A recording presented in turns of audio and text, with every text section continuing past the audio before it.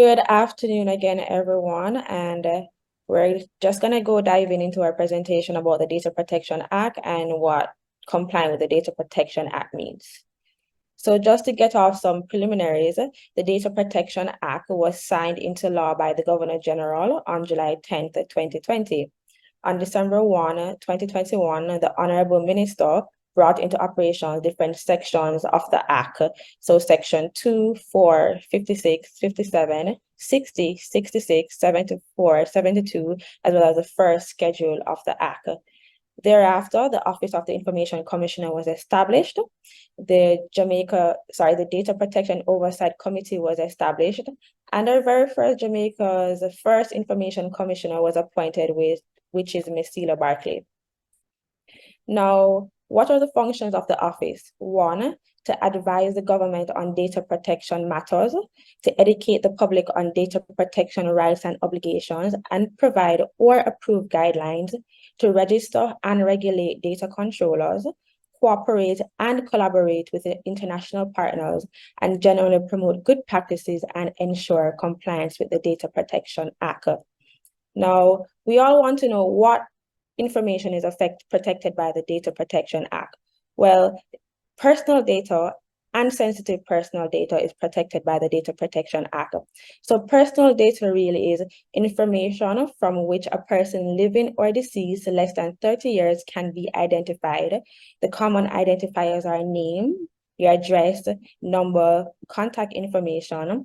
And then it goes a little further to your DNA, your biometric data, which is your physical, behavioral, and physiological. And I mentioned that, the sensitive personal data information is also protected, which means sexual orientation, your race, your ethnicity, your religion, your biological relationship, your health, your memberships that association, which is where the JHTA falls, criminal allegations or proceedings, political opinion, physiological belief, genetics, or biological data.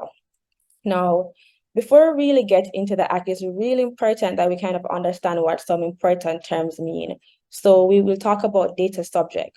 When we talk about data subject, we're referring to a name or otherwise identifiable individual who the subject of the personal data is about.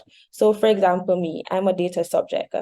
Then we have the data controller, is any person or public authority who either alone or jointly or in common with other persons determine the purposes for which and the manner in which personal data are or to be processed. So in that case, that would be the association, because you collect personal data and you determine how it's been processed, how it's being collected, and how it's been stored. Then we have a data protection officer. The data protection officer is an appropriately qualified person appointed by a data controller who shall be responsible for monitoring in an independent manner the data controller's compliance with the Data Protection Act. Further down, I know this is a big topic for most persons, so further down we'll elaborate more on the functions of a data protection officer. Then we talk about the data processor. Any person other than an employee of the data controller who processes the data on behalf of the data controller.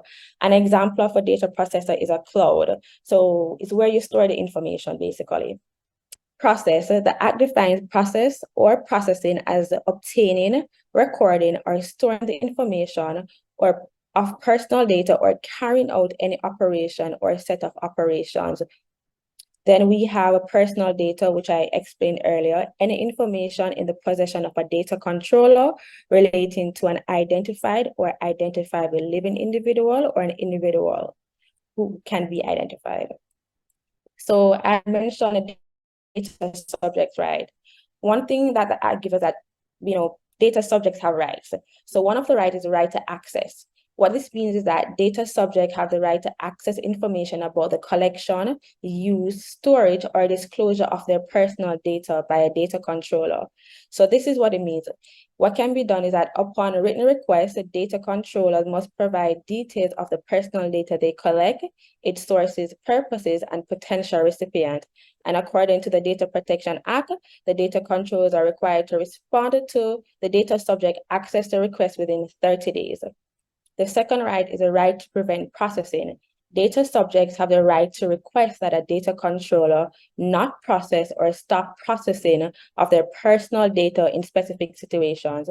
For example, sustainable damage or distress caused by the processing, data is incomplete or irrelevant for its intended purposes, the processing is unlawful, the data has been retained beyond legal requirements. And according to the DPA, data controller must respond to such requests within 21 days. The third right is a right to data portability.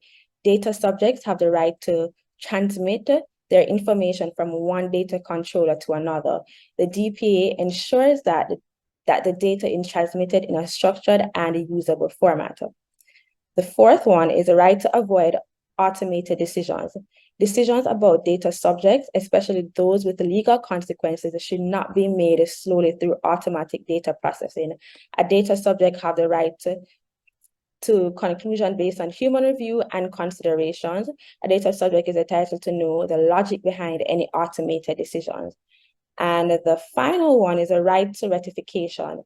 Data subject can request the correction of incomplete or inaccurate personal data held by data controllers. Data controller must take reasonable steps to ensure their accuracy within 30 days according to the Data Protection Act. So now, how does all of this fit in with the JHTA? So I kind of did a little overview of your company, of your association. So I hope I hit the nail on the head. The JHTA is a private sector organization that represents the interests of Jamaicans, hotels, guest houses, and other related entities.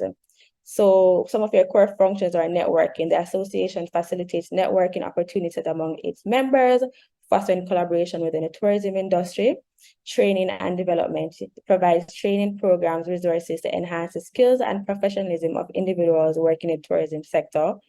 And the JHT advocates for the interests of its members in the tourism industry, addressing issues and promoting sustainable tourism. Now, with their functions, what are the data protection? You must be wondering, what are the data protection considerations for the JHTA? Simple. You need to understand the Data Protection Act, which is what we're going through, which will allow you to which will put you in a better position. So stay informed about the Data Protection Act and any other relevant protection regulations to ensure compliance. Data inventory and mapping. Conduct a thorough inventory of the personal data being processed within the organizations and create a data map to understand the flow of your information. Privacy policies and notices. Develop a clear and concise privacy policies and notices for guests, outline how their data will be collected, processed, and protected. A data minimization, collect only the necessary personal data required for any purposes and avoid unnecessary or excessive data collection. Employee training, provide comprehensive training to employees on data protection principles, the importance of confidentiality, and the organization's data protection policies. Incident response plan, develop a regulatory update an incident response plan to effectively address and mitigate data breaches or security incidents. Vendor management. If the JHTA works with third-party vendors, ensure that they adhere to data protection standards, which I will go further down into my presentation about, and include data protection clauses in contracts. And then we have documentation and record keeping. Maintain detailed records of processing activities, risk assessment, and compliance measured as required by the Data Protection Act. Now, here are some best practices. Secure, which I kind of went into a little bit further. Secure personal data, the importance and encryption and robust data protection measures, building a data protection culture, which is, you really need to educate your staff on data protection and conduct regular audits to assess and improve data protection measures. Now, one of the big conversation is, do you need a data protection officer? In appointing a data protection officer, a data controller is required to appoint a DPO if it is a public authority, processes or intend to process sensitive personal data or data relating to criminal convictions, processes personal data on a large scale, or is required by the information, which is required by the commissioner's notice. The Act also establishes that a data controller shall appoint an an appropriately qualified person to act as the data protection officer responsible for monitoring in an independent manner the data controllers compliant with the Act. Now, what are the functions of the DPO? One, ensuring that the data controller processes personal data in compliance with each data protection standards, which I'll explain later down, and in compliance with the Act and good practices. Consult with the Information Commissioner to resolve any doubts about how the provisions of the Act and any regulations made under the Act are to be applied. Notifying the data controller immediately that he or she has reason to believe that the data controller has contravened a data protection standard or a provision of the Act, and if he or she is not satisfied with the contravention has been rectified within a reasonable time after notification, must report this contravention to the Commissioner. Lastly, assisting the data subject in exercising their rights under the Act in relation to the data controller's concern. Now, I'd mentioned earlier that you may appoint a DPO if you're a large-scale processor. So you must be wondering, okay, but how do I determine if I'm a large-scale processor? Well, there are several factors that data controllers can or should consider to determine whether they qualify as a large-scale processor and need to appoint a data protection officer. So one, the volume and or verity of the different types of personal data being processed. So for example, an insurance company that processes both health and financial information, the number of individuals to whom the personal data relates, or the proportion of the subject's population represented, for example, hospitals and other healthcare service providers and educational institutions, the number of employees processing the personal data and or the number of locations into which the data is being processed. For example, BPOs and financial institutions with hundreds of employees and branches island-wide. The geographical extent of processing, whether local or also regional or international. So for example, airline companies and travel agencies processing personal data of travelers in various countries. Whether the processing involves regular systematic monitoring of individual behavior, example, internet service providers capturing data for advertising, and how the data is processed, whether its filing system is a singular or complex, or the duration of the permanence of the processing, including how long the data is retained. For example, financial institutions storing customer data for several years to meet regulatory requirements and providing ongoing services. So next, what is the obligations of the data controller? The data controller meaning you. One, you must register with the Office of the Information Commissioner. Registration will be facilitated via our website. Registration starts on December 1 and it will be facilitated through a form. You must submit an annual data protection impact assessment. You must record/log data received and the date and time of any changes. Provide data subjects who request it with a copy of their data. Comply with the 8 data protection standards. Report any contraventions or security breaches to the Information Commissioner within 72 hours as of December 1. And notify every affected data subject of a contravention or security breach. Now, what are the requirements for registration? Which we call this the registration particulars.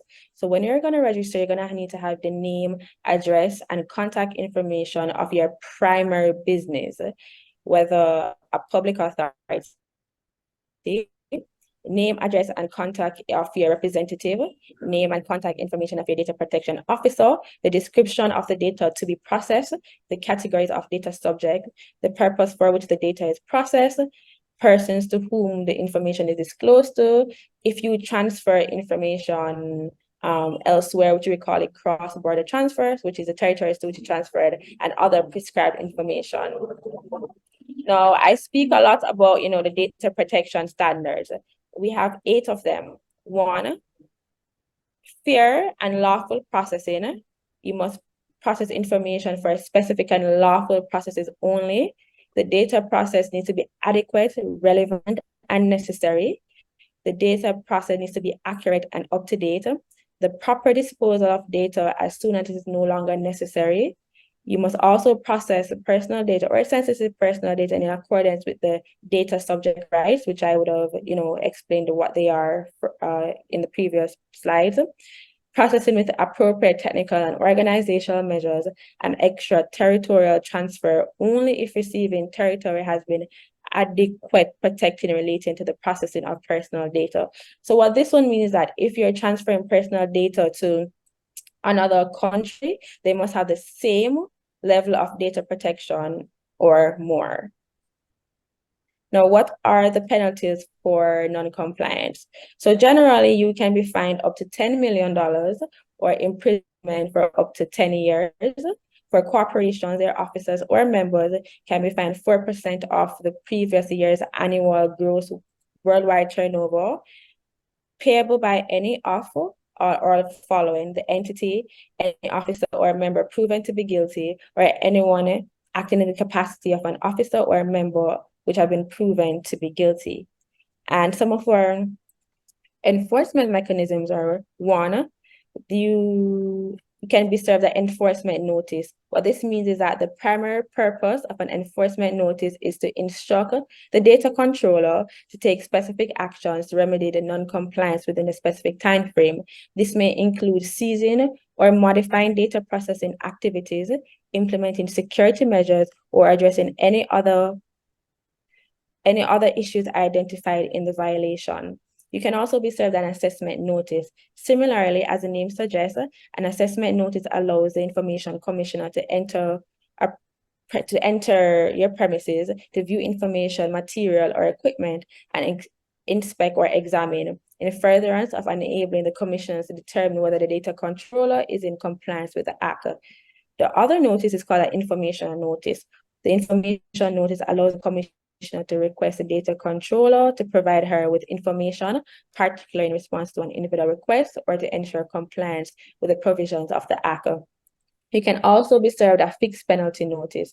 This notice may be issued to the data controller under circumstances such as the data controller violating a data protection standard, which the 8 that I went through previously, or neglecting to provide registration particulars, and its contravention is of a nature likely to result in significant damage or distress. The notice is served by the Information Commissioner. A data controller may also face criminal prosecution. Now, what to do now? 1, appoint a data protection officer if required to do so. 2, engage a data privacy practitioners and a data security service providers. Conduct a data privacy impact assessment. Modify documents and processes as necessary. Restrict access and authorization as appropriate. Invest in cybersecurity software.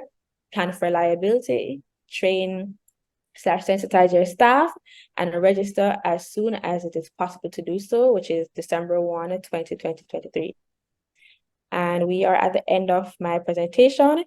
I do encourage you to follow our social media handles.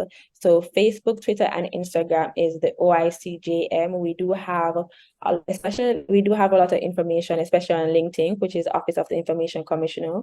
We have information about, how drafting a data protection policy. We dive a little bit deeper in the rights of a data subject, the functions of a data protection officer, just to name a few of the things that we have there. And this is our address. We are at the Masonic Building, 45 to 47 Barbados Avenue. And you can always reach us at info@oic.gov.jm.